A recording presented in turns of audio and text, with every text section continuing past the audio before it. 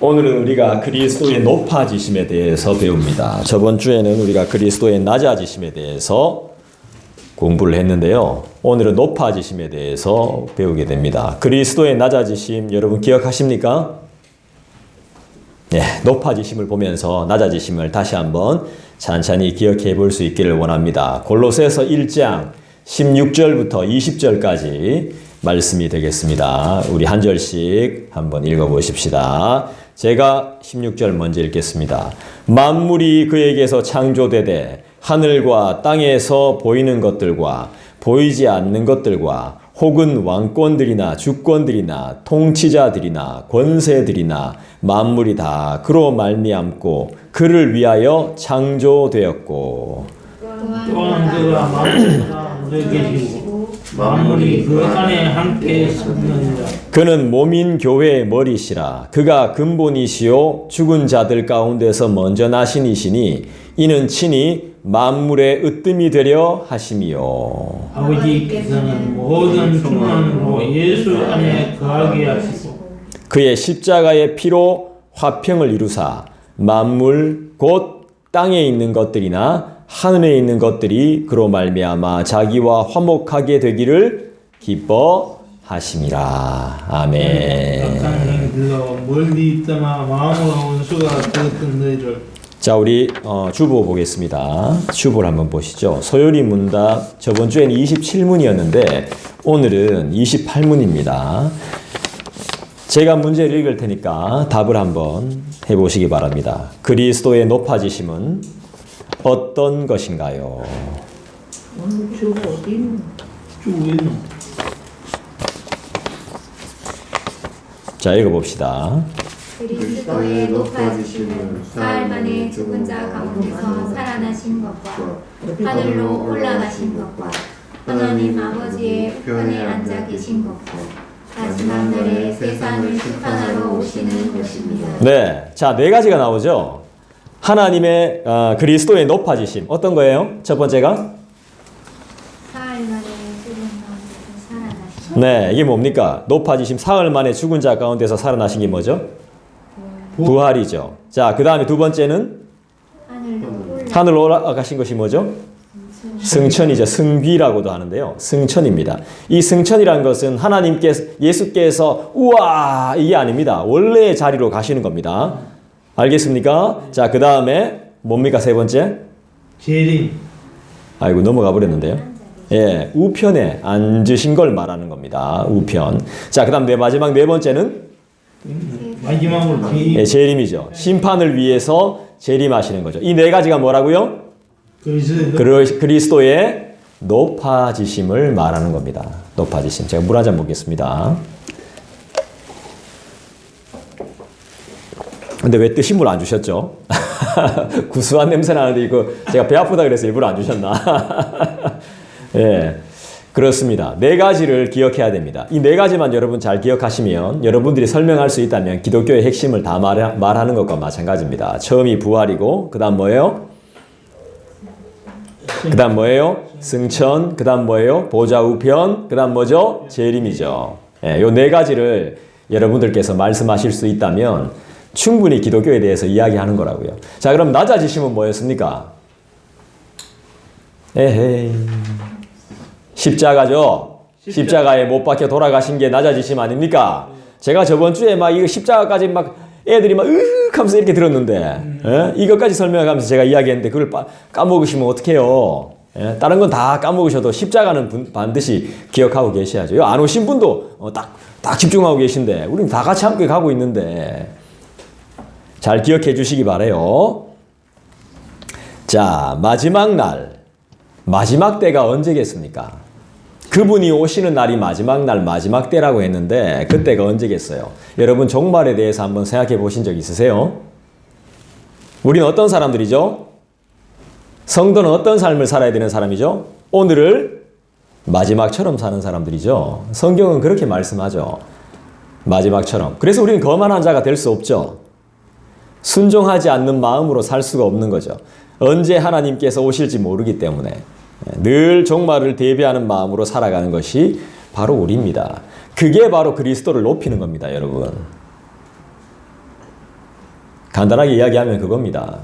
그 마음으로 살아가는 것이 여러분들이 뭔가 특별한 일을 안 해도 됩니다. 놀라운 일을 안 해도 돼요. 누구처럼 몇십만 명, 몇만 명 몰고 다니지 않아도 됩니다. 그분을 높이는 건 종말의 때를 준비하면서 사는 것이 그분을 높이는 겁니다. 그런 사람들은 겸손할 수밖에 없는 거죠. 겸손하게 사는 사람들이 그런 사람들이죠. 현대를 살아가지만 따라합시다. 동시에 하나님 나라를 날마다 누리며 사는 사람. 어떤 사람? 하나님 나라를 경험하는 사람. 이런 사람은 말과 행동이 세상 사람과는 다르겠죠. 생각과 꿈도 다를 겁니다. 비전도 다를 거고요. 소망도 다를 겁니다. 거룩하고 구별된 소망을 마음에 품고 사는 사람이 바로 우리입니다. 맞습니까? 한마디로 우리는 아주 특별한 사람들입니다. 믿습니까? 현세를 통해 내세를 경험하는 사람이 우리예요. 현세를 통해서. 현세를 통해서 내세를 경험하며 따라합시다. 이미 동시에 말세를 살고 있는 사람. 그게 바로 우리예요. 우리. 하하하하 말세다. 사람들이 이러잖아요. 큰일 났다. 말세다 말세 이렇게 이야기하잖아요. 이미 동시에 현세를 살고 있지만 동시에 말세와 내세를 경험하고 있는 우리가 바로 성도란 말이에요. 성도. 다른 사람들은 이런 거 생각 안 해요. 자기가 하고 있는 것에 급급해요. 자기가 좋아하는 것에 급급해요. 이런 거 생각 안 해요. 내세, 말세, 종말 이런 거 생각 안 합니다. 그리스도의 높아지심 어린 반푼어치도 없죠. 그러니까 우리는 굉장히 특별한 사람들이에요. 여러분. 저는 세상 사람들이 하는 말을 딱 두 단어로 생각합니다. 딱 두 개의 단어로. 그래서 막 우리를 공격하는 사람을 이건 딱 두 부류로 생각해요. 특별하지 않게 생각합니다. 성경을 이야기하고 성경을 어떻게든 잘 적용하는 사람을 저는 정말 위대하게 보지 세상적으로 지적이고 세련된 사람들을 저는 그렇게 좋게 안 봅니다. 저도 막 옛날에는 지적이고 세련되지려고 막 했죠. 근데 그거 뭐 할 필요 뭐 있을까요? 하나님이 세련 그 자체시고 지식 그 자체시고 지혜 그 자체신데 우리는 어떻게 산다고요? 현세를 통하여 그렇지. 이미와 동시에 현세와 말세와 내세를 사는 사람은 어떻게 살죠? 따라합시다. 깨어있으라. 깨어있어. 그러므로 깨어있으라. 예수께서 그렇게 말씀하셨어요. 이미 동시에 현세와 내세와 말세를 살고 있는 우리는 깨어있는 사람인 것입니다. 깨어난 사람들이 이렇게 살면 되겠습니까? 예? 이렇게 살면 되겠어요? 충분하다. 내가 그냥 계획한 대로 이게 충분하다. 더 이상 힘들다. 이렇게 살면 되겠습니까? 안 되겠습니까? 예, 더 할 수 있다는 믿음과 소망을 가져야 되는 거죠? 왜 우린 깨어있는 삶을 삽니까? 그날이 언제인지 모르기 때문이죠. 안 가르쳐 주셨어요. 그날이 언제인지. 마지막이 언제인지 아무도 안 가르쳐 줬습니다. 예수님도 안 가르쳐 줬어요. 그냥 깨어있으라 그랬습니다. 그 깨어있음을 가장 잘 표현해 준 사람들이 누굽니까? 성경에. 어렵죠. 이게 진짜 어려운 겁니다. 여러분이 말 안 하시는 게 당연한 이게 진짜 어려운 거예요. 말세를 준비하며 살았던 사람. 이미와 동시에를 살면서 말세를 준비하며 살았던 사람. 틀렸습니다. 네. 맞습니다. 네. 누구라? 진짜 엄밀히 따지면 처녀입니다. 처녀. 몇 명 됩니다. 기름 준비했던 사람. 처음 듣는 이야기죠? 무슨 말인지 모르겠어요. 예, 그러죠. 맞아요. 예, 잘 모릅니다. 예, 저도 무슨 말인지 모르고 이야기하고 있습니다. 예, 걱정하지 마세요. 예, 서로 모르니까 걱정하지 마십시오. 예. 자, 그래서 우리는 깨어 기도하면서 마지막 날을 준비하는 그때를 예배하며 기름을 준비하며 기다리는 다섯 처녀처럼 삶을 삽니다. 다섯 처녀 처음 들어보는 분도 계시지만 들어보신 분도 계시죠? 예. 10명이었는데 5명은 쫓겨나고 5명만 구원받은 거 알죠? 예, 처음 들어보는 이야기 아니죠? 아, 예. 처음 들어본 분도 계시죠? 네네. 괜찮습니다. 네, 아주 괜찮습니다. 몰라도 됩니다. 우리가 하나, 둘, 셋, 넷, 다섯, 여섯, 일곱. 우리가 7명 되면 됩니다. 7, 8, 9, 10명 되면 기름을 준비한 10명의 사도처럼 살면 되기 때문에 그래요. 예수님이 언제 오실지 모르기 때문에 기름을 미리 준비해서 등불을 밝히고 있으면 되는 겁니다. 그 등불이 뭘까요? 아까 우리 주일 어린이 예배 때 항상 강조했던 기도하세요. 기도하세요. 그러면 기도하세요. 그 기도입니다. 기도. 기도의 불인 거예요. 깨어있는 것이. 특별한 것이 아닙니다, 여러분. 기도하는 것은 특별한 것이 아니에요. 아주 자연스럽고 아주 좋은 것이죠. 기도는 우리의 호흡이고 기도는 우리의 양식이며 주님을 만날 수 있는 귀한 통로가 되는 것이고 깨어있는 것이 되는 것이고 준비하는 것이 되는 겁니다. 물 한 그릇 떠올 필요도 없습니다. 늘 두 손 모아 주께 간절히 구하면 되는 것입니다. 내가 이 마지막 세상을, 이 마지막 시간들을 어떻게 보내면 좋을까요, 주님? 하면서 묻는 것이죠. 예수님이 우리의 삶의 으뜸이신 이유가 있습니다. 오늘 제목처럼 그가 죽음에서 부활하셨다는 것입니다. 부활은 성부께서 성자를 살린 것입니다. 믿습니까? 맞습니까? 그리고 성부께서 성자를 높이신 것입니다. 동의하십니까? 네, 성부께서 성자를 높인 것입니다. 그렇다면 우리도 부활합니까? 안 합니까? 합니까? 안 합니까? 합니다. 믿는 분은 아멘. 아멘. 네, 합니다. 우리도 같이 합니다. 그래서 예수님이 우리의 첫 열매가 되십니다. 성경은 잠자는 자들의 열매가 예수님이라고 이야기했습니다. 전 지금 예수님의 생애에 대해서 이야기하고 있는 겁니다. 자는 자들의 첫 열매, 바로 우리 주 예수님인 것입니다. 제가 요즘 목이 좀 안 좋아가지고 코도 좀 안 좋고 발음이 좀 꼬이더라도 이해를 부탁합니다. 우리의 일생에, 우리의 인생에, 그리고 삶에 제일 우선이 되는 분이 우리 예수님이세요. 내 삶의 으뜸, 그리고 예수님은 우리 교회의 머리, 그 다음에 나의 주인이 되는 거예요. 우리가 예수님을 믿어야 하는 이유가 뭐죠? 우리가 예수님을 믿어야 하는 이유가 뭡니까? 그리스도의 생애를 잘 살펴보면 우리가 예수님을 믿어야 할 이유들이 수두룩빽빽하게 있습니다. 우리가 예수님을 믿어야 하는 이유가 뭐죠? 아마 우리 아이들이 더 잘 알걸요? 우리가 왜 예수님을 믿어야 할까요? 이렇게 물어보면 우리 아이들이 막 이야기할 거예요. 그리고 우리가 예수님을 믿어야 하고 그를 높여야 되는 이유가 뭡니까? 교리적인 이 네 가지 말고 부활, 재림, 우편에 앉으심, 승천 이런 거 말고 우리가 우리의 삶 가운데서 아까 전에 예화가 조금 그렇던데 막 공중전화, 애들 공중전화 잘 모르거든 사실 요즘은.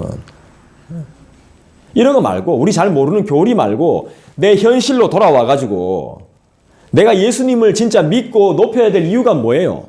이유가 뭡니까? 그 이유를 여러분들이 찾아보세요. 그러면 기도할 것이 무궁무진합니다. 예수가 그래 좋다는데 그 예수님이 왜 예수님을 믿어야 되고 예수님을 왜 높여드려야 되는지 그걸 찾아보라고. 첫 번째, 죄가 있어요, 없어요? 없어요. 없죠. 죄가 없기 때문에 우린 예수님을 믿어야 돼요. 그리고 예수님을 높여야 돼요. 이 세상에 죄 없는 사람 누가 있어요? 사람들은 죄의 문제로 고통해요. 결국에는. 잘 보시라고요. 이 죄의 문제를 넘어가기 위해서 피해 다니고 도망 다니고 숨고 그래요. 말 안 하고 감추고 사람을 죽이고 살인까지 합니다. 이 죄의 문제 때문에. 결국 죄의 문제로 고통하며 죽는 것이 사람의 인생입니다. 그런데 그리스도는 죄가 없으실 뿐만이 아니라 우리의 죄를 해결하셨어요. 이게 그리스도의 생애에서 나오지 않는다면 그건 문제 있는 겁니다. 그리스도의 생애를 제일 처음에 이야기할 때는 죄의 문제를 해결하신 분이라고 고백할 수 있어야 돼요.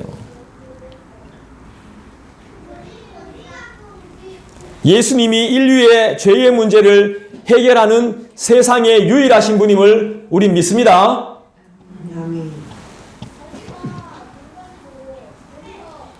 그리고 두 번째 이유가 뭡니까? 우리가 예수님을 높여야 하는 두 번째 이유.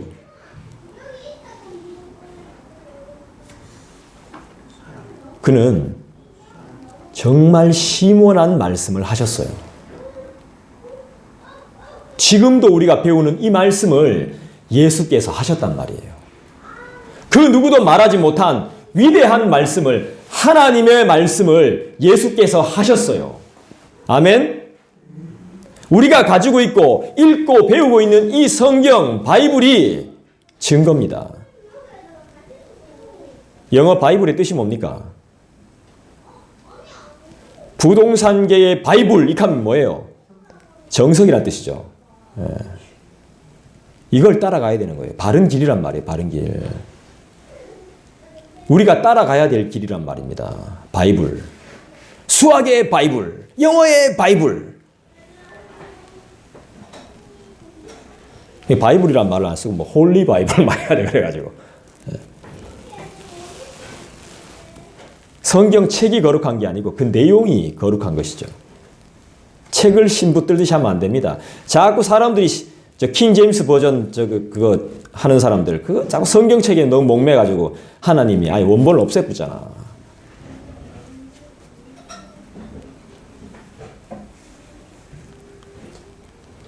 세 번째, 예수님은 그 누구보다 신비하고 깊은 인격을 나타내신 분입니다.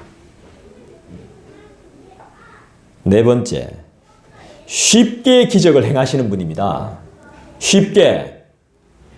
기적이 그분께는 제일 쉬운 겁니다.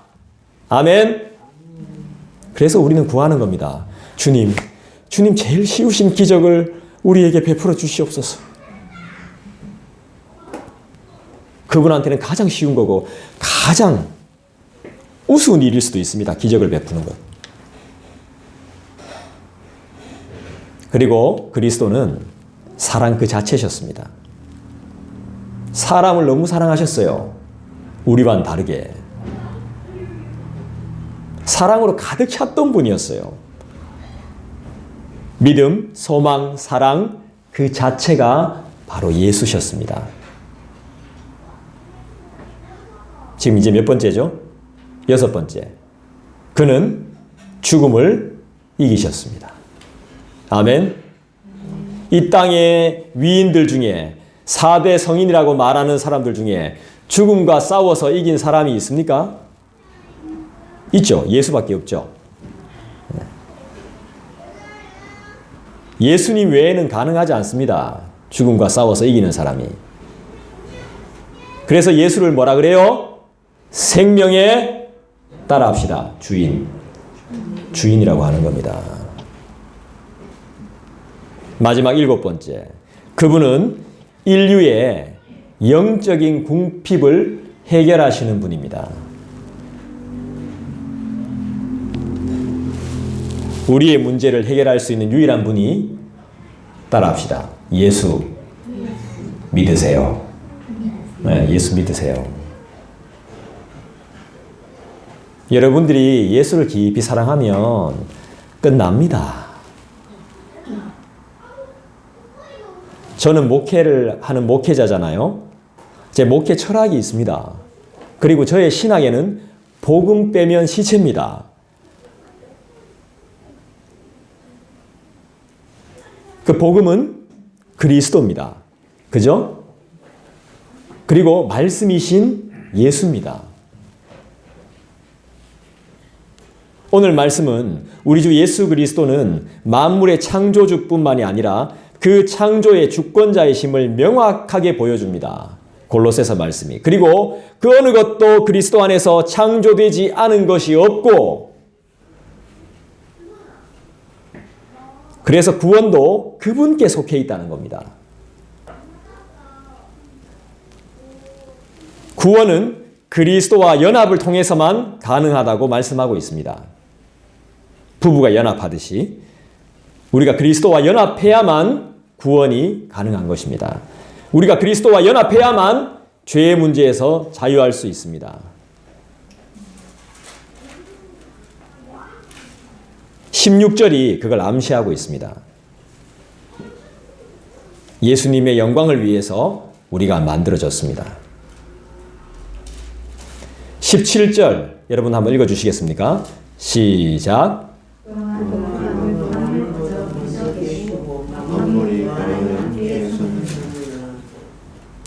먼저 계신다는 게 뭐죠? 선제하신다는 거죠. 선제. 17절은 그리스도께서 모든 세상이 있기 전에, 영원 전에 선제하셨다고 말씀해요. 그리고 18절은 뭐라고 말합니까? 18절 읽어주실까요? 시작.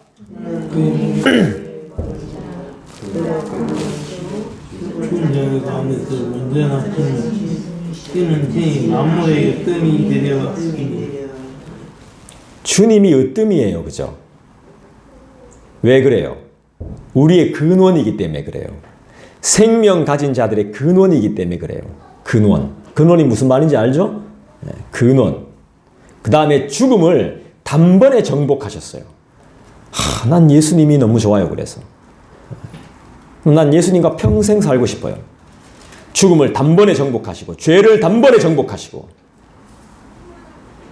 우리의 중보자 되신, 그리고 부활의 첫 열매. 내 삶의 열매는 예수예요. 예수. 다른 게 없어요. 그렇게 욕을 먹고 그렇게 죄를 많이 지고 그렇게 방황해도 내 첫 열매는 예수입니다. 19절을 읽어볼까요? 읽어주시겠어요? 시작. 아버지께서는 모든 충만으로 예수 안에 거하게 하시고. 예수님이 어떤 분인지 분명히 이야기해 주죠. 우리의 대표자, 우리의 대장 되시는데 19절은 예수님이 어떤 분이신지 분명히 밝힙니다. 복이 충만하고 은혜가 충만하신 분, 그리고 하나님의 권능, 권세와 능력이 충만하다고 말씀해 줘요. 결국 예수님은 누구다? 하나님이다 라고 말할 수밖에 없는 거죠. 그래서 우린 충만하신 분, 그리스도의 부활을 깊이 묵상할 필요가 있는 겁니다. 죽음과 다시 살리심의 절대적인 주권은 누구에게 있습니까? 성부이신 하나님께 있죠. 예수님의 부활이 의미하는 것이 무엇인지 여러분들에게 상세히 설명해 드립니다. 첫 번째가 예수님은 하나님의 아들이시며 메시아라는 사실입니다. 그게 부활의 증거입니다. 두 번째는 예수님은 완전한 인간이셨지만 완전한 신이라는 것을 입증하는 겁니다. 완전한 인간인데 두 가지 인성을, 신성과 인성을 동시에 가지고 있는 유일하신 분이라니까. 하나님 외에는 그걸 두 가지 다 가질 수 없습니다. 죽었는데 분명히 살아났어. 이걸 어떻게 설명할 겁니까?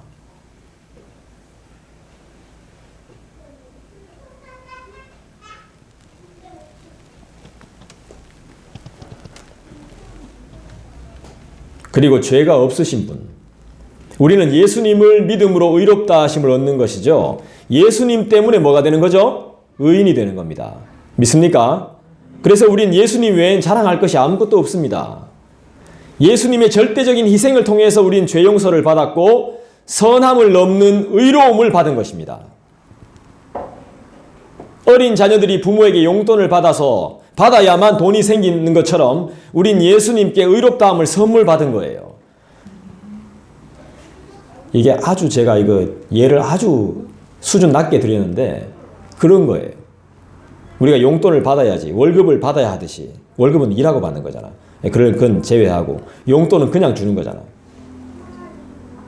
용돈도 떼써야 줄 때도 있구나. 그거 말고 그냥 줄 때. 주님이 우리를 그렇게 의인 삼아 주신 겁니다. 우리를 사랑한다는 이유 하나만으로. 사랑할 데가 없는데, 밉세인데 또 불구하고 사랑하신다는 거죠. 이 놀랍죠. 그래서 사람들이 못 믿는 겁니다. 나도 내 자신을 사랑하지 않는데 예수가 나를 사랑한다고? 이 못 믿는 거예요. 그렇지 않습니다. 주님은 우리를 사랑합니다. 믿어도 됩니다. 여러분 꿈이 있죠? 소망이 있죠? 여쭤봐도 됩니까? 돈 이야기 하지 말고. 사람들이 왜 예수를 임금 만들려고 했는지 아세요? 아까 전에 제가 말은 안 했지만 요한복음 마지막 절에 6장 15절에 먹을 것 딱 해결해 주니까 우와 됐다 싶어가지고 돈 가면 예수구나 싶어가 사람들이 임금 만들려고 했다니까요. 예수님이 알고 산으로 가신 겁니다. 물질이 너희들한테 중요한 게 아니라고. 너희들에게는 이미 먹고 사는 것을 책임져주는 예수 내가 있는데 뭐 세상 임금을 원하냐고.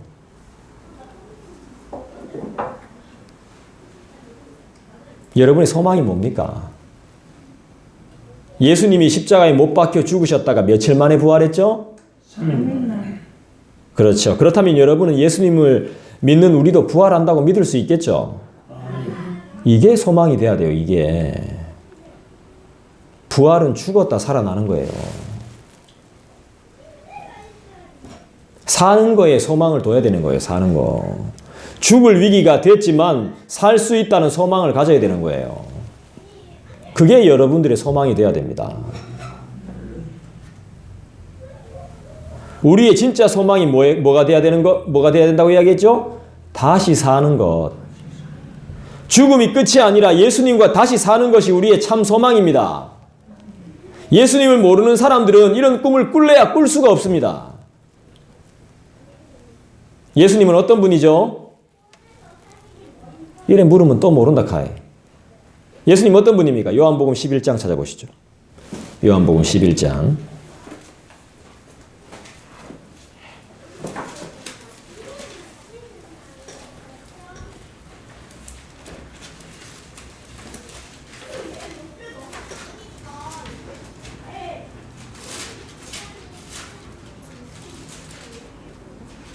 요한복음 11장. 이제는 꼭 기억해야 됩니다. 누가 물으면 분명하게 이야기해야 돼요. 예수님은 어떤 분이십니까? 이렇게 물으면 예수님은 사랑 이렇게 말하지 말고 분명하게 이야기해야 됩니다. 성경이 말씀하는 대로 분명히 11장 25절 165쪽입니다. 미안합니다. 165쪽 요한복음 11장 25절 우리 같이 한번 읽어보겠습니다. 시작. 예수께서 이르시되 나는 부활이요 생명이니 나를 믿는 자는 죽어도 살겠고. 그대로 두십시오. 성경 그대로. 나는 부활이요 생명이니 나를 믿는 자는 죽어도 어떻게 된다? 산다라고 분명히 말씀하죠. 이제 예수님이 어떤 분인지 분명히 알겠죠? 무슨 뜻입니까? 내 것으로 이걸 소화해서 말한다면 여러분 이걸 어떻게 말할 수 있습니까? 우리의 소망이죠. 그렇죠. 예수님은 죽은 자를 살릴 수 있다 없다? 있다. 모든 생명의 주인이 누구다? 그렇죠. 이 말씀은 죽은 나사로를 살리면서 예수님께서 하신 말이에요. 죽어서 이미 며칠 지나가지고 썩은 내가 나는 그런 나사로를 살리면서 예수님이 하신 말씀이라고요. 여러분, 죽지 않는다는 말이 아닙니다. 예수 믿어도 죽습니다. 어디서 안 죽는다고 말 들어가지고 말이야. 죽어요. 죽어. 죽음이 있어야 부활이 있는 거예요. 부활은 안 죽으면 안 일어나요. 반드시 죽어야 부활해요. 알겠습니까? 다시 산다 그랬잖아요. 다시 시작하려면 어떻게 해야 돼? 처음으로 가야 돼. 처음으로. 죽어야 돼. 그래서 부활이 정말 좋은 말인 거예요. 아이고, 가수가 부활이란 그룹이 그 부활이란 말을 가져가가지고 얼마나 아까운지 모르겠어.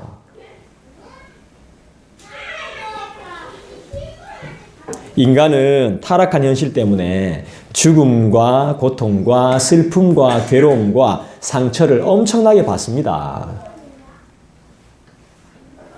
반드시 죽어요. 죽어야 부활이 있습니다. 인간은 죽음이란 것을 2번 겪어요. 근데 그게 신학적으로 이야기하면 첫 번째 사망, 두 번째 사망이라고 이야기하거든요. 첫 번째 사망은 누구나 다 당해요. 그런데 두 번째 사망은 예수 믿는 사람은 비껴가요. 두 번째 사망을 당하지 않습니다. 두 번째 사망은 영원한 지옥으로 가는 거거든요. 예수 믿으면 어디로 가요? 천국으로 가는 거예요. 그게 부활인 거예요, 여러분. 이 땅에서 다시 태어나는 것이 아니고 내가 첫 번째 사망을 겪는데 그 사망을 두 번째 사망은 예수 안 믿는 사람들이 겪죠. 그런데 그래서 두 번째 사망을 통해서 지옥을 가게 돼요. 그런데 우리는 예수 믿기 때문에 천국으로 가는 거예요. 여기서 길이 갈리는 거예요. 두 번째 사망에서. 예수 안 믿으면 두 번째 사망을 당합니다.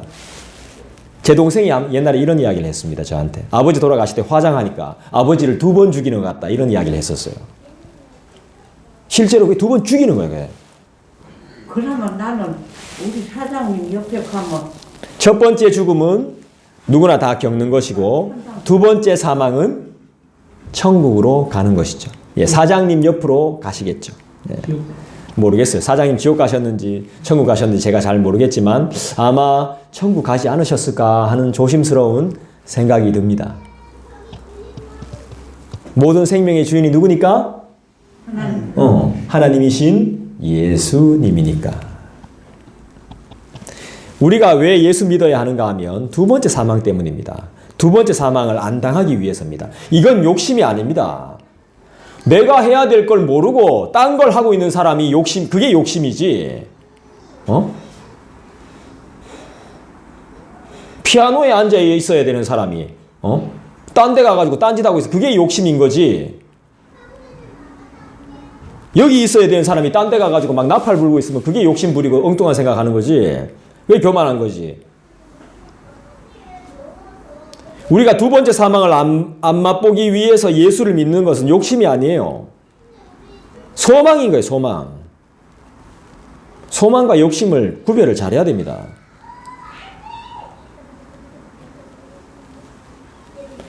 우리가 예수님을 믿는 이유 중에 하나가 지옥 안 가기 위해서입니다.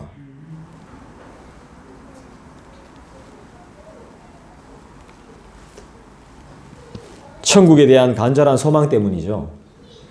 천국에 대한 간절한 소망 때문에 나도 예수를 믿고 내 자녀들도 예수 믿었으면 좋겠다는 마음으로 양육하는 거고 가르치는 거죠. 여러분들이 이 예배 시간에 이렇게 힘들게 허리도 아픈데 버티시는 이유가 뭐예요? 천국 가려고 하는 거잖아요. 천국에 대한 간절한 소망 아닙니까?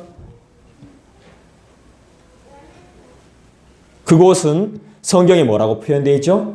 새 하늘과 새 땅이라고 표현되어 있죠. 새 하늘입니다. 새 하늘. 새 땅. 성경은 그렇게 표현합니다. 이것이 바로 부활의 의미며 부활에 대한 우리 성도들의 소망입니다. 예수께서 이미 부활하셨기 때문에 나도 부활할 것을 믿는 거죠. 무슨 말인지 알겠죠? 우린 다 죽습니다. 육신은 다 썩습니다. 반드시 썩습니다. 없어집니다. 깨끗하게. 죽는다는 겁니다. 하지만 두 번째 죽음을 맛본다 안 본다? 맛보지 않는다. 지옥 안 간다 이 말입니다. 새 하늘과 새 땅으로 가는 것. 이게 부활입니다. 부활. 두 번째 죽음이 뭐였죠? 지옥. 그럼 제가 한 가지 더 질문을 드릴 수 있겠네요. 한 사람도 빠짐없이 대답해 보시기 바라요. 요한복음 11장 25절을 읽었죠? 26절도 읽어볼까요? 26절 읽어보겠습니다. 시작.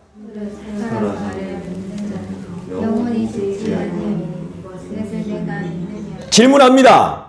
무릇 살아서 나를 믿는 자는 영원히 죽지 아니하리니 이것을 네가 믿느냐? 아멘. 여러분 믿습니까? 아멘. 믿을 수 있습니까? 아멘. 아멘. 저는 성경 외에는 잘 몰라가지고요. 성경으로 질문 드렸습니다. 여러분이 예배를 빠지고 게으른 것은 이 부지런함을 현실이라는 죄악 속에 도둑맞은 겁니다. 여러분들이 기도 안 하는 이유는 은혜를 도둑맞았기 때문입니다. 여러분들이 간절한 소망을 가지지 않는 이유는 예수를 모르기 때문입니다.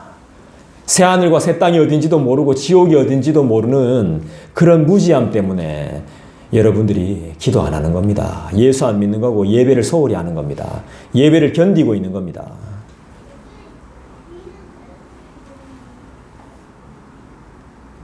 세련된 헛소리와 그럴듯한 개소리에 마음을 두지 마십시오.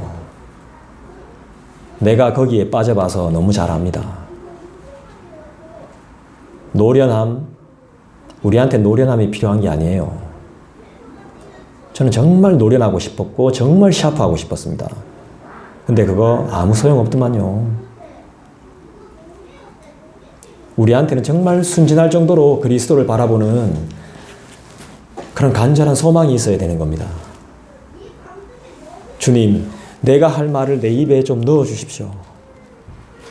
계시록에서 경험했던 사도 요한이 경험했던 그 꿀보다 그 단 그 두루마리를 내 입에 좀 넣어 주십시오. 이런 간절한 소망이 있어야 되는 겁니다. 그래야 영혼들을 변화시킬 수 있고 우리 모두가 변화되고 우리 교회가 부흥을 경험하는 겁니다.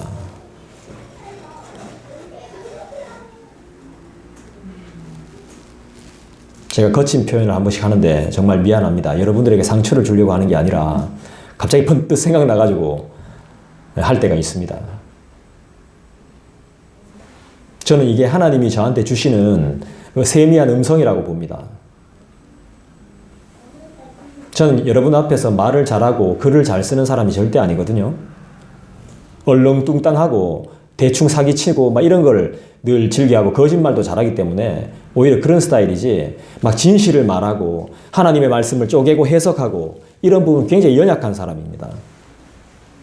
그런데도 하나님이 공부하게 하시고 훈련하게 하시고 반복하게 하셔서 제가 하고 있는 겁니다. 전 이렇게 할 수 있는 사람이 아니에요, 사실. 제 아내도 알지만 어제 저녁 먹을 때부터 제가 긴장하고 있는 모습을 봤어요. 소화도 안 되고 긴장하고 떨고 어지러워하고 짜증내고 그게 접니다, 저.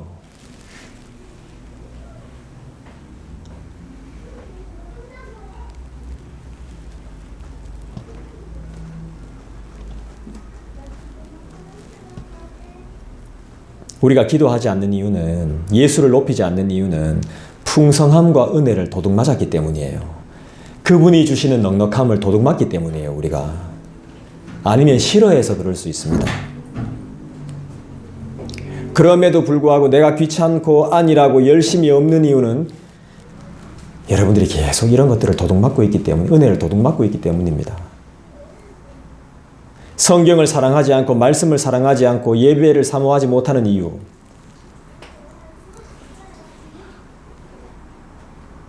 늘 그 은혜를 빼앗기며 살기 때문이죠. 나의 연약함과 부족함이라는 속임과 거짓말에 우리는 늘 속고 있는 겁니다.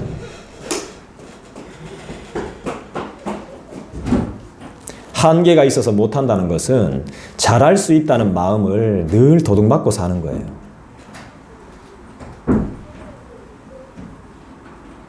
힘들다는 것은 한량없는 은혜를 계속해서 도둑맞고 있다는 증거입니다. 찾을 생각을 안 하고 있다는 겁니다. 이게 정말 딱한 겁니다. 불쌍한 겁니다. 저는 사람을 나쁘게 안 봅니다. 그냥 딱하다고 생각합니다. 내가 딱해 본 적이 있기 때문에 참 딱하다. 이런 생각을 합니다.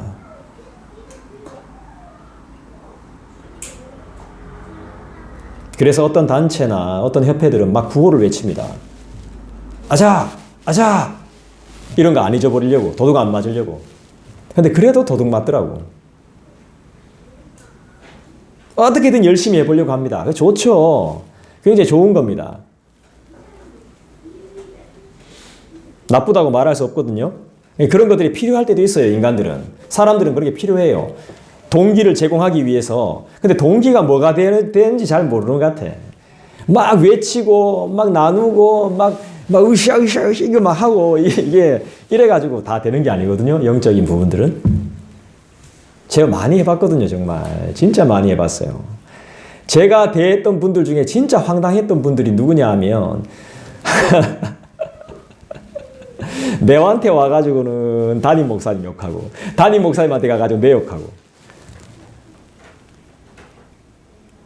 진짜 막 정말 막 제가 보기엔 정말 순수하고 정말 열심히 하고 정말 충성하시는 분인데 야 이단 옆차기로 뒤통수를 치는 그런 건 어디서 배우셨는지 모르겠어요. 근데 그게 인간의 본성입니다. 이 사람한테 가서 저렇게 말하고 저 사람 같아서는 저렇게 말하고 차마 입에 담을 수 없는 막 욕도 하고 저 이단 아니야 저 하면서 막 이단이지 싶어요 하면서. 큰일 납니다. 그러면 그 인생은 아무리 이때까지 좋았던 인생이고 아무리 많은 걸 쌓아온 인생이라도 하나님이 기뻐하시지 않습니다. 이미 선을 넘은 거기 때문에.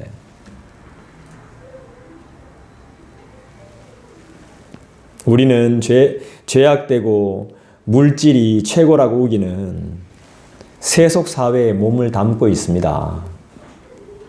몸을 담고 있지만 그 가운데에서도 우리는 매주 하나님의 나라를 소망하는 마음으로 예배에 참석하죠. 그런 사람들이 어떻게 가족들끼리 그런 이야기 할 수 있지만 여 가서 하고 저 가서 하고 이거는 좀 그래요. 여러분들도 그렇잖아요. 집에 가시면 제욕하잖아요. 충분히 내가 모르는 데서는 할 수 있단 말이에요. 근데 그걸 내 아내한테 이야기한다든가 우리 엄마한테 이야기하면 곤란한 거죠. 그건 선을 넘는 겁니다. 여러분들이.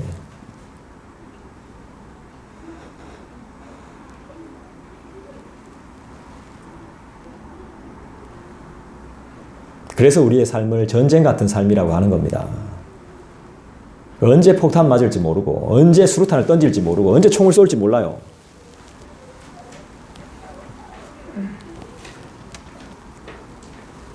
그래서 입 다물고 인내하고 순종하는 것이 헛되지 않다고 사도 바울을 통해서 하나님께서 이미 말씀하셨어요. 고린도전서 15장 찾아봅시다.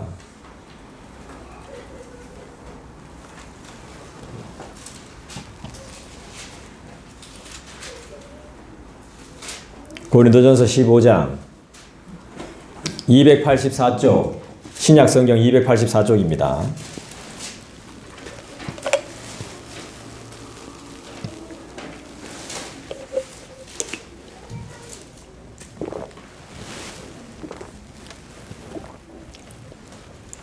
고린도전서 15장 284쪽 58절 볼까요? 58절 우리 같이 한번 읽어볼까요? 시작. 그러므로 내 사랑하는 형제들아 견실하며 흔들리지 말고 항상 주의 일에 더욱 힘쓰는 자들이 되라. 이는 너희 수고가 주 안에서 헛되지 않은 줄 알미라. 아멘. 여러분들의 수고는 절대 헛되지 않습니다. 그런데 수고를 좀 더 해야 됩니다. 애들 암기시킬 때 여러분도 암기하셔야 됩니다. 제가 누누이 말했죠. 애들만 시켜서는 안 됩니다. 그리고 사람들만 시켜서는 안 돼요. 저도 여러분들만 시키고 나는 말만 하고 여러분들만 시키면 여러분들이 저를 믿을 수 있겠습니까? 포기하지 않는 여러분의 수고는 절대 헛될 수 없습니다. 뼈를 깎는 수고를 어떻게 하나님이 잊으시겠습니까? 가뜩이나 아픈데 몸이 안 좋은데 그냥 주를 위해 던지십시오. 그냥 어차피 산산조각 나 부서질 몸 예, 던져버려요. 주님 앞에. 이래도 아프고 저래도 아픈데 뭐 하나님께서 다 알고 계시기 때문에 여러분 걱정하지 마십시오. 여러분 전도는 어떻게 하는 거예요? 특별한 방법이나 노하우 있어요? 없어요. 저는 전도법에 대해서 배워본 적이 없어요. 그런데 한번 배워본 적이 있었어요. 근데 그렇게 전도 안 해요. 이론일 뿐이에요. 이론. 그렇게 할 시간이 없어요. 전도할 때. 전도의 첫 번째는 따라합시다. 사랑. 영혼에 대한 관심. 이 관심과 사랑이 첫 번째예요. 관심과 사랑이 없는데 뭐 그 사람들 모를까봐? 그 사람들이 우리 머리 위에 앉아 있어. 우리 교회 형편도 다 알고요. 이 교회 역사도 다 알고요. 이 동네 환경도 다 알아요. 우리보다 머리 위에 있다니까. 이 사람들을 사랑하고 관심이 없는데 어떻게 전도가 되겠습니까?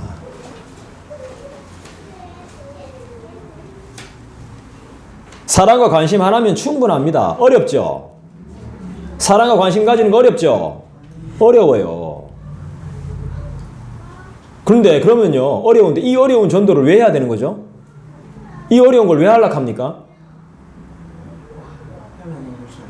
그거죠. 그겁니다. 하나님을 사랑하는 거 그겁니다. 내가 하나님을 사랑하기 때문에 하는 겁니다. 아니, 미쳤다고 내가 전도합니까? 미쳤다고 욕먹어가면서. 하나님을 사랑하기 때문에 하는 거예요. 전도의 동기는 따라합시다. 하나님의 영광. 하나님의 영광을 위해서 하는 겁니다. 전도의 동기가 돼야 돼요. 그럼 전도의 내용은 뭐예요? 전도의 주체는 뭐예요?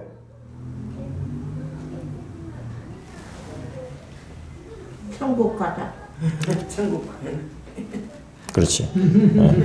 그 주체가 돼야 돼요. 내용이 돼야 돼요. 그건 진짜 내용이죠. 와, 우리 할매, 제가 이 죄송한 말씀인데 많이 컸네.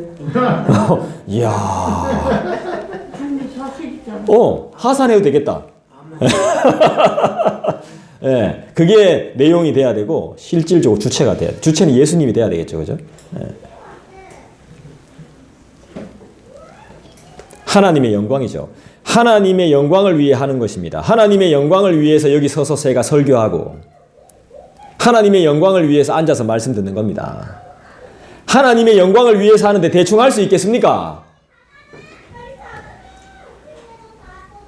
그럴듯한 헛소리하고 그럴듯한 잡소리 해가 되겠어요? 세련된 뻘소리 해가 되겠습니까? 제가 하나님의 영광을 위해서 예배하고 찬송하고 하나님의 영광을 위해 일하고 직업 찾고 새 소식, 굿뉴스를 전해야 되는 거죠. 하나님의 영광을 위해서.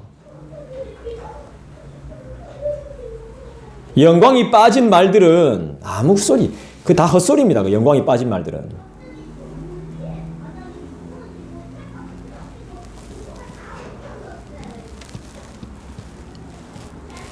하나님의 영광을 위해서 빨래하고요. 하나님의 영광을 위해서 집안일 하고요.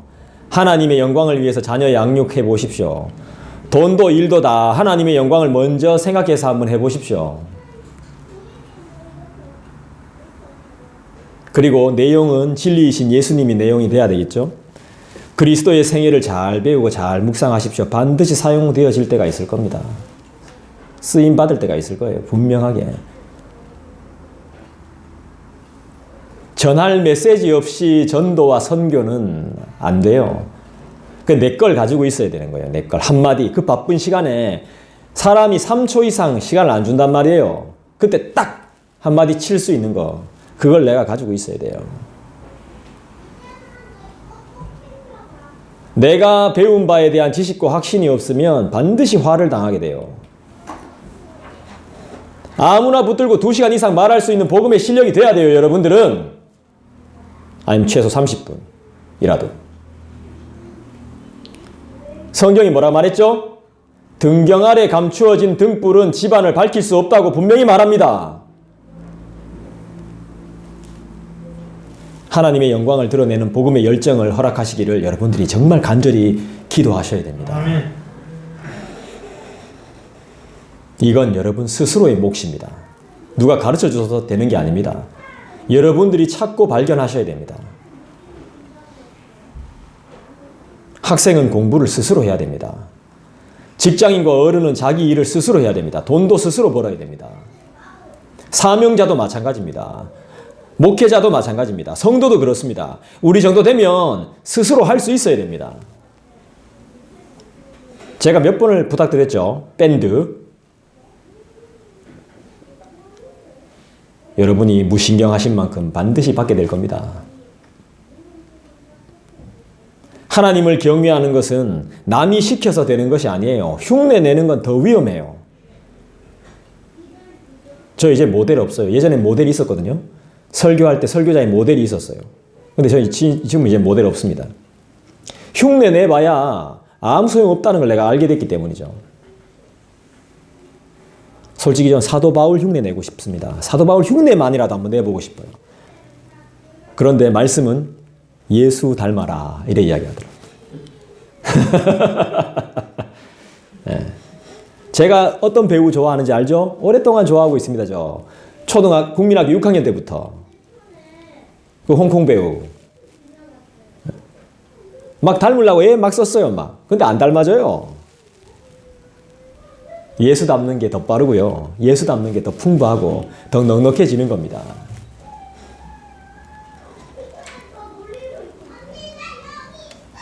여러분의 선한 싸움을 누군가가 도와줄 수가 없어요. 내면의 괴로움은 스스로 이겨내야 돼요. 미안한 이야기지만. 실력은 스스로 키워야 됩니다. 예를 들자면 인테리어를 할 때 정말 멋지고 내가 원하는 방향으로 하고 비용을 아끼려면 어떻게 해야 됩니까? 내가 공부해야 됩니다. 내가 스스로 해야 돼요. 과외 비용을 아끼려면 어떻게 해야 돼요? 내 스스로 공부해야 돼요. 쪽팔리지 않으려면 뭐 해야 돼요? 스스로 힘을 길러야 돼요. 실력을 키워야 되죠. 도움 받지 않으려면 스스로 할 줄 아는 게 많아야 돼요. 구걸하지 않으려면 스스로 일해야 돼요. 스스로 하면 많은 걸 알게 돼요. 미국인들이 자동차 박사 아닙니까? 차 박사. 고장날 때마다 자기들이 고치잖아요. 정비 비용이 워낙 비싸니까. 그러니까 차에 대해서 박사가 되는 겁니다.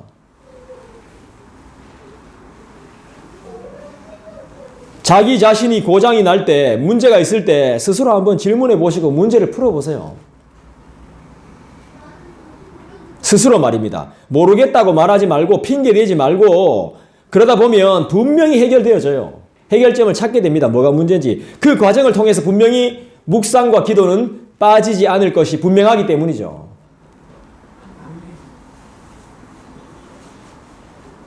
여러분 신앙생활에 있어서 내 뜻 너무 강조 안 해도 됩니다. 자기 자신이 많이 다쳐요. 내 뜻을 강조하면.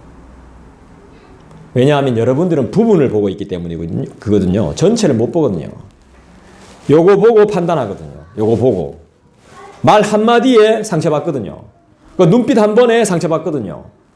많이 스킵되어 있는 거예요.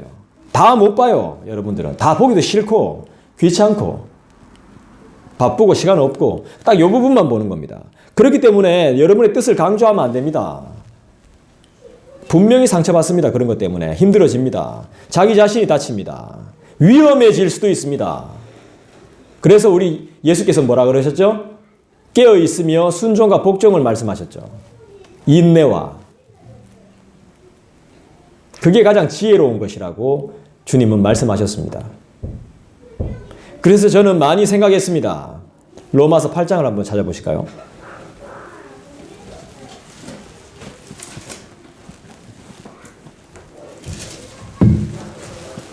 여러분들이 저와 함께 말씀을 잘 따라오고 있다면 제가 질문하는 걸 여러분은 단번에 맞히실 수 있을 겁니다. 오늘 뭐 직분자 때도 8문제가 있지만 그게 중요한 게 아닙니다. 지금 이 순간이 중요한 겁니다. 로마서 8장을 찾아보시죠. 로마서 8장이 몇 쪽입니까? 네? 259? 249, 250, 네, 249, 250쪽을 한번 찾아보시죠. 로마서 8장 18절을 읽어봅니다. 시작. 생각하건대 현재의 고난은 장차 우리에게 나타날 영광과 비교할 수 없도다. 자, 아멘 하셨는데 이 영광이 뭐겠습니까? 무슨 영광입니까? 부활의 영광인 거예요. 부활의 영광. 새 몸과 새 하늘과 새 땅, 그 영광이에요. 우리는 현실을 살면서 말씀 앞에 죽었다가 살아나는 경험이 필요해요. 오늘 여러분들이 말씀의 앞에 죽어야 되는 거예요. 나는 죽고 주로 인해 사는 역사를 여러분들이 경험해야 돼요. 그것이 하나님의 나라와 부활의 영광을 추구하는 삶인 거예요. 그것이 변화고 그것이 성숙이고 변화와 성숙과 성장을 넘어선 따라합시다. 성화. 성화. 성화입니다. 성화. 그 다음에 영화입니다. 영화. 여러분 사랑하면 정말로 사랑하면 어때요? 매일 보고 싶죠? 아이고 내가 정마수 집사님을 얼마나 사랑하는데 안 만나줘요. 사랑하면 보고 싶어. 사랑하면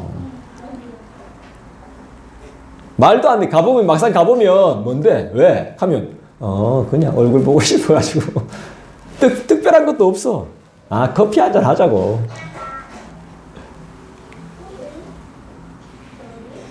그리고 자연스럽게 닮아가죠. 사랑하면. 하나님을 사랑하십시오. 아멘. 그러면 닮아가요. 우리 아까 전도엽 새소식 로마서 이야기할 때도 하나님께 기도하세요. 하나님께 기도하세요. 이런 말들이 주님을 닮아가라는 뜻입니다. 올림픽 비유가 참 좋던데 올림픽 정신은 우리가 조금 살펴봐야 되는 거죠. 그죠? 올림픽이 왜 생겨났는지.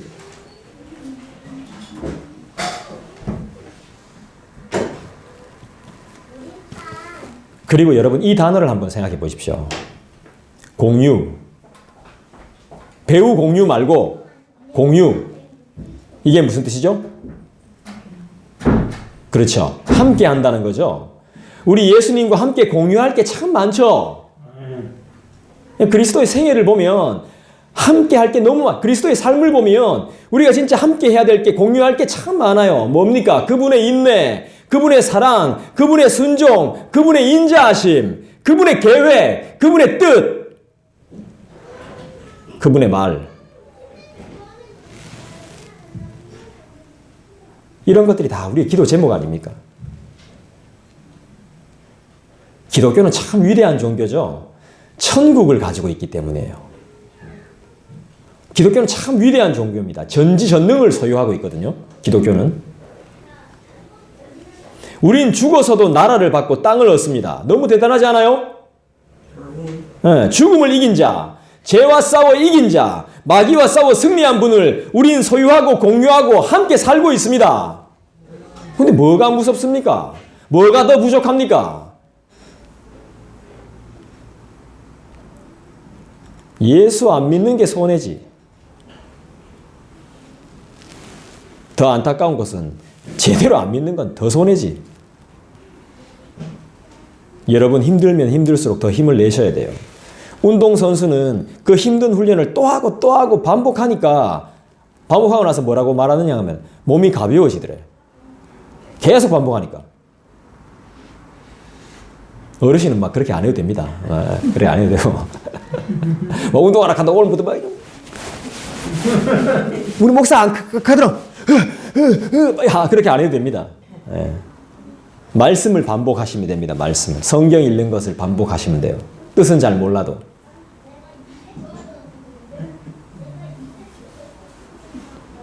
쉬운 거 없습니다. 영어 공부에 왕도가 없잖아요. 읽고 쓰고 말하고 듣고 요약하고 암기하고 다시 한번 정리하고 설교도 저 이래 합니다. 왕도 없습니다. 왕도. 우린 핍박받고 황당하고 당황하고 곤란을 당해도 인내해야 됩니다. 왜죠? 그리스도의 사랑을 알기 때문이고 경험했기 때문입니다. 로마서 8장 찾아놓으셨죠? 35절은 뭐라고 이야기하죠? 35절 여러분들 한번 읽어주시겠습니까? 시작.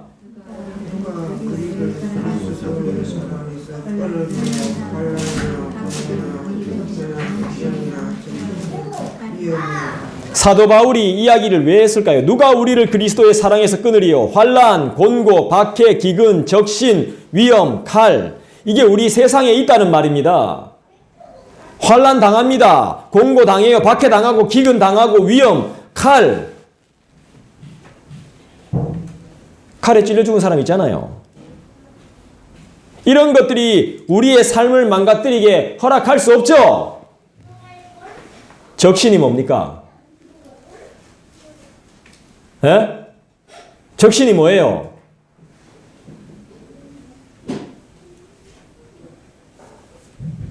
제가 로마서 전공이라 로마서를 제대로 가르쳐야 되겠어. 적신이 뭐죠? 그렇죠. 헐벗은이죠. 알몸이라 이 말입니다. 알몸. 그러니까 알몸은 원어적으로 이야기하면 무슨 뜻이냐 하면 여기서 알몸은 죽음 직전을 말하는 거예요. 죽음 직전. 그러니까 결국 죽은 거예요. 죽은 거. 이런 것들이 그리스도의 사랑에서 우리를 끊을 수 있다 없다? 없다. 사도 바울이 이미 경험해 봤으니까 이런 말 하는 거 아닙니까? 이런 것들을 내가 다 당해봤는데 위협도 당해보고 하나만 더 맞으면 이제 죽는 상황인데 태창에 그런 상황도 당해보고 야 반 죽은 사람을 밖에 던져 그냥 성 밖으로 그것도 당해보고 사도 바울이 SNF파 출신이잖아. 이런 걸 당할 필요가 없어. 이 사람 서울대 이상 출신이야. 이 사람이 사도 바울이요. 가문 자체가. 왜 예수 때문에 이런 꼴을 당합니까? 공부를 얼마나 잘했는데요. 사도 바울이. 그런데 자기가 뭐라 그래요? 내가 배운 거, 내 가문, 내가 은혜 받은 거 다 배설물로 여긴다 그러잖아. 예수 앞에서. 싹 다 필요 없다 그러잖아요. 난 지금도 더 공부하고 싶고 더 배우고 싶고 막 그러고 싶은데 사도 바울은 다 필요 없다고 이야기해요. 예수만 족하다. 내 삶에서 예수만 드러나기를 원한다고.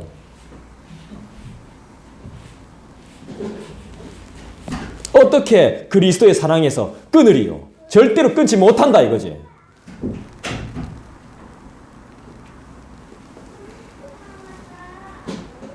우리는 회복될 일만 남았어요. 말씀은 우리를 어떻게 위로합니까? 37절 봅시다. 로마서 8장 37절. 말씀은 우리를 어떻게 위로하죠? 읽어볼까요? 시작. 그러나 이 모든 일에 우리가 사랑하여 이로 말미암아 우리가 묵묵히 여기는 할렐루야. 칼, 박해, 기근, 환난, 곤고, 위험, 적신들 어떻게 이기죠? 우리를 사랑하시는 이로 말미암아 예수로 말미암아 내가 그걸 다 이겼다고. 예수를 모르니까 거기에 못 이기죠. 예수를 알면 우리가 이깁니다. 어떻게 이깁니까? 넉넉히. 할렐루야. 복음 하나 때문에 예수님 한 분만으로 만족한 수많은 선교사님과 신앙의 선배들을 한번 보십시오. 그들이 어떻게 사셨습니까? 복음 하나에 자기 목숨을 내려놨습니다. 예수 그 이름에 자기 인생을 바쳤습니다. 이 민족과 이 교회를 위해서. 나는 그걸 잘 몰랐습니다. 나는 예수 믿으면 내가 최고가 돼야 된다고 생각했거든요. 우리 교회가 그런 교회고 우리나라가 그런 나라입니다. 자기 목숨을 바치고 내던진 신앙의 선배들을 통해서 만들어진 교회. 지금도 아무 말 안 하고 주방에서 또한 자기 삶에서 묵묵히 봉사하고 계신 여러분들 때문에 이 교회가 서가는 거죠.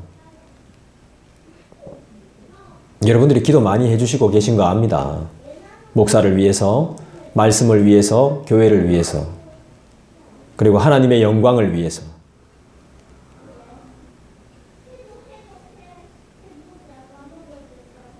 그걸 지금 우리가 누리면서 살고 있는 겁니다. 어떻게? 따라합시다. 넉넉히 누리며 살고 있는 것이죠. 너무 감사드립니다. 부활은 우리에게 영광스럽고 찬란한 승리이자 영광이 되는 것이죠. 4가지를 해야 되는데 이제 부활했습니다. 나머지는 다음 주에 할게요. 기도하십시다. 이 부활의 영광만으로도 우리는 충분합니다. 이 부활의 영광을 본 사람들은 자기 목숨을 아까워하지 않았습니다. 그것으로 우리는 이제 넉넉히 이기며 삽니다. 여러분 승리하십시오. 승리를 부탁합니다. 예수께서 이미 승리하셨습니다. 부활이라는 것을 통해 우리에게 승리를 맛보게 하셨습니다. 낮아지심을 통해서 우리를 사랑하시는 사랑을 더 드러냈으며 높아지심을 통해서 왕권을 그리스도가 왕이 되심을 다시 한번 우리에게 보여주셨습니다. 우리는 이미 다 가지고 있습니다. 그 지혜와 지식을, 그 은혜를 우리가 더 간구하십시다. 그리고 예수님을 닮기 위해 나아가십시다. 그분의 인내, 그분의 사랑, 그분의 고난, 내가 몸소 경험하며 그리스도의 마음을 더욱더 품기를 소망하는 마음으로 이 시간에 개인적으로 기도하는 시간 가지겠습니다.